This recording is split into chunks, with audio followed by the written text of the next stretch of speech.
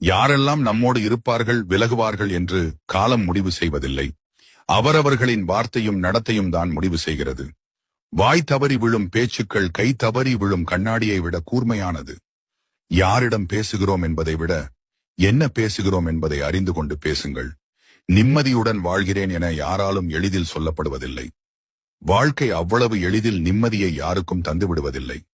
மற்றவர் தவறை கவனித்துக் கொண்டே இருப்பவர்கள் தன் தவறுகளை வளர்த்து கொண்டே இருக்கிறார்கள்.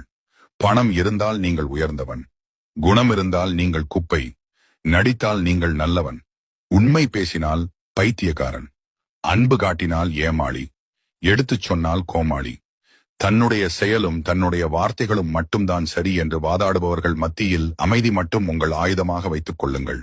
அவர்களுக்கு புரிய வைக்க வரும் காலம் ஒன்று உள்ளது. யாரும் உங்கள் கண்ணீரை பார்ப்பதில்லை, யாரும் உங்கள் கவலைகளை பார்ப்பதில்லை, யாரும் உங்கள் வலிகளை பார்ப்பதில்லை. ஆனால் எல்லோரும் உங்கள் தவறை மட்டும் பார்ப்பார்கள்.